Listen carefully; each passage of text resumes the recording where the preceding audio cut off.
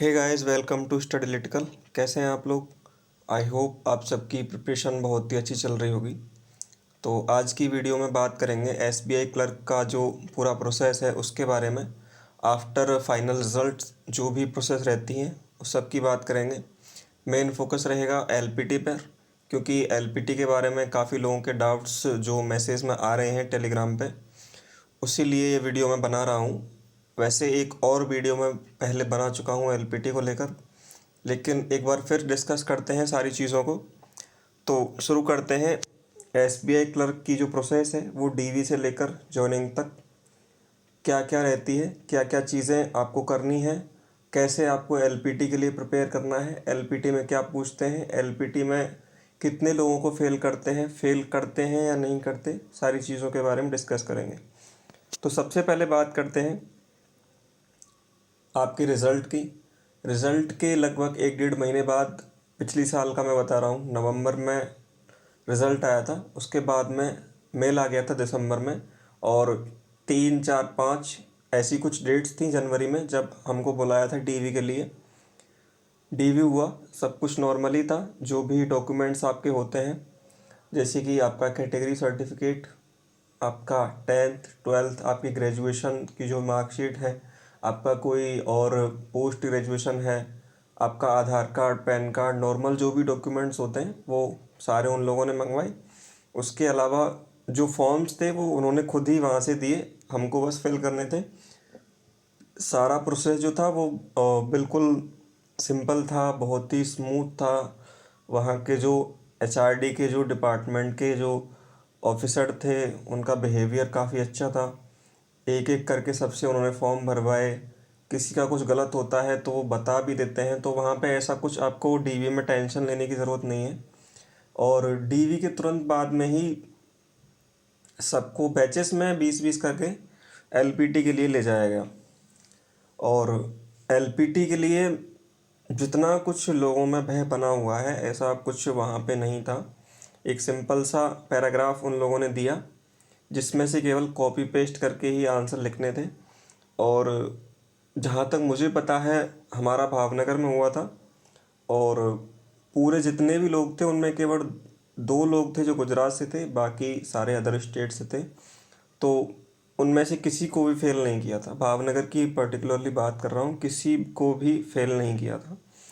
तो आप देख सकते हैं, लेकिन उसके लिए प्रिपरेशन मैं समझता हूँ कि होना ज़रूरी है। अपने लेवल पे अपने जो अपनी साइड है उसको आपको सिक्योर करना है। आपको ऐसा कुछ नहीं है कि बहुत ज़्यादा एलपीटी के लिए प्रिपरेशन करनी है।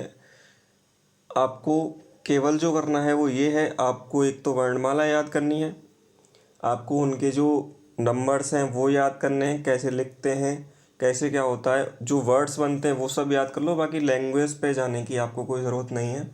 केवल वर्ड्स को आपको समझ के ये पता होना चाहिए कि इसमें हो क्या रहा है। एक स्टोरी टाइप में आपका पैसेज आएगा, उससे ज़्यादा कुछ नहीं है। कोई ऐसा हार्ड लेवल का नहीं है, बहुत ही इजी लेवल का आपका पैसेज रहेगा और आप सिंपली उसको कर लोगे। तो इसमें ज़्यादा टेंशन लेने की बात नहीं है, लेकिन फिर भी अपने एंड से जो आपको वर्णमाला है और जो नंबर्स हैं वो आपको प्रिपेयर करने हैं। आप चाहें तो क्लास ले सकते हैं या नहीं भी लें तो भी कोई दिक्कत नहीं है, क्योंकि हम लोगों ने जो थी पिछली साल क्लासेस ली थी, लेकिन वहाँ पे मैक्सिमम लोग ऐसे थे जिन्होंने कोई भी क्लास नहीं करी थी, और उन सबका हो गया था, वहाँ पे कोई दिक्कत नहीं आती है।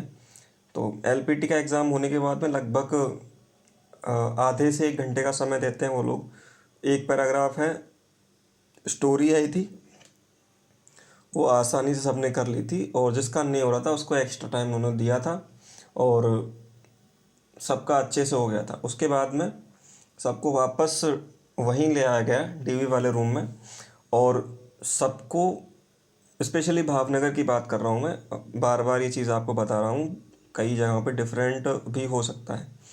एक हॉस्पिटल उन लोगों ने हमें बता दिया था कि आपको जो दूसरे दिन है सुबह इस हॉस्पिटल में जाना है, वहाँ पे आपका मेडिकल वगैरह होगा, और जो भी कुछ था, जो भी हॉस्पिटल की फ़ीस थी वो सब उन्होंने वहीं पे बता दी थी कि आपको इतना देना है, इससे ज़्यादा नहीं देना है। जो भी सारे आपके टेस्ट हैं इसी के अंदर इंक्लूड होंगे।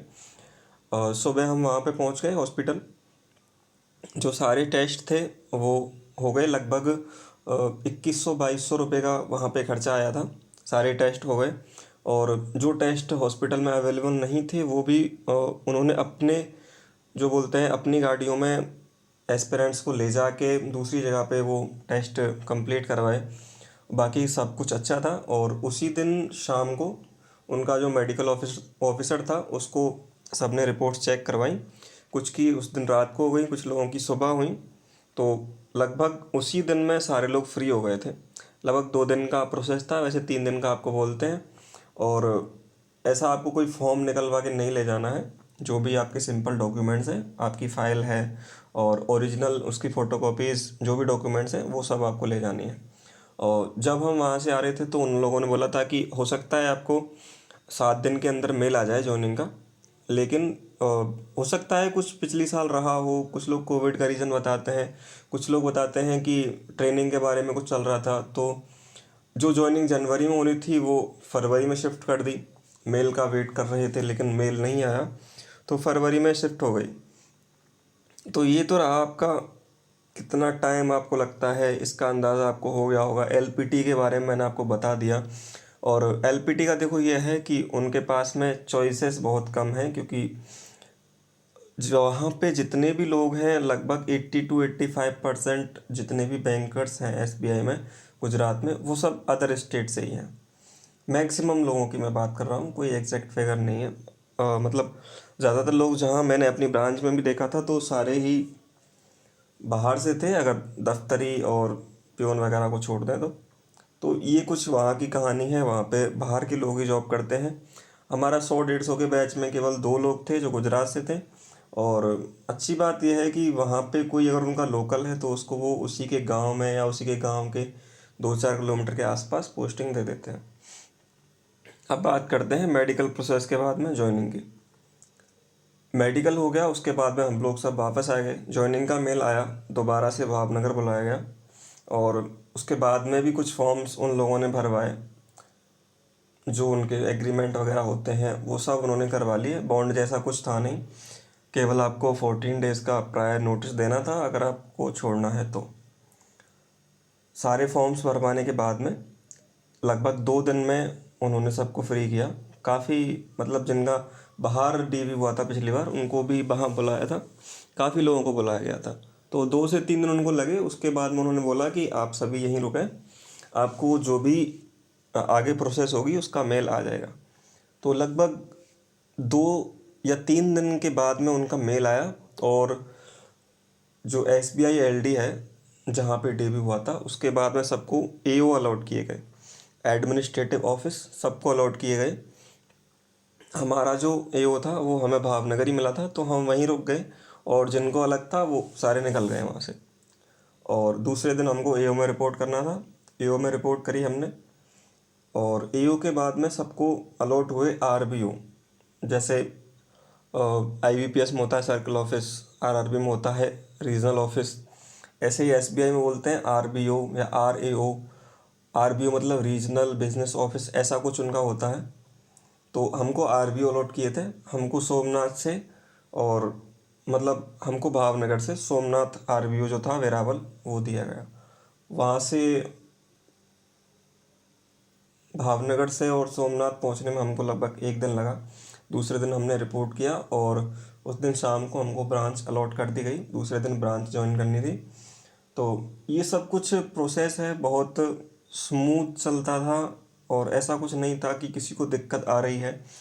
टीवी में किसी का अगर कुछ रह रहा था तो उसको एक अंडरटेकिंग लेके और छोड़ दे रहे थे कि आप ज्वाइनिंग के टाइम पे प्रेजेंट कर देना। तो ऐसा कुछ नहीं है। आप जो आपका फाइनल रिज़ल्ट है उसको ही फाइनल मान के चलें। एलपीटी में मुझे नहीं लगता कोई चांसेस हैं किसी के फेल होने के, तो आपको बिल्कुल भी टेंशन लेने की ज़रूरत नहीं है। इसके अलावा भी अगर आपका कोई भी डाउट रह रहा हो तो आप टेलीग्राम पे मुझे मैसेज कर सकते हैं। वैसे जितना मुझे लगता था कि लोगों के डाउट होंगे, मैंने एलपीटी के बारे में आपको बता दिया है। लेकिन और भी कुछ हो तो आप टेलीग्राम पे मैसेज कर सकते हैं। तो आज का वीडियो बस इसी के लिए था, क्योंकि टेलीग्राम पे काफ़ी लोगों के मैसेज पहुंच रहे थे एलपीटी के रिगार्डिंग। तो मुझे लगा कि अगर किसी की हेल्प हो सकती है तो वो बढ़िया है। तो इसीलिए काफ़ी दिनों के बाद ये वीडियो मैं अपलोड कर रहा हूँ। अगर आपको कोई भी डाउट बचा हो तो आप मुझे टेलीग्राम पे मैसेज कर सकते हैं। वीडियो अगर आपको पसंद आए तो वीडियो को लाइक शेयर आप ज़रूर करें, चैनल को सब्सक्राइब करें, और कोई भी आपका डाउट हो तो आप टेक्स्ट कर सकते हैं। Thank you.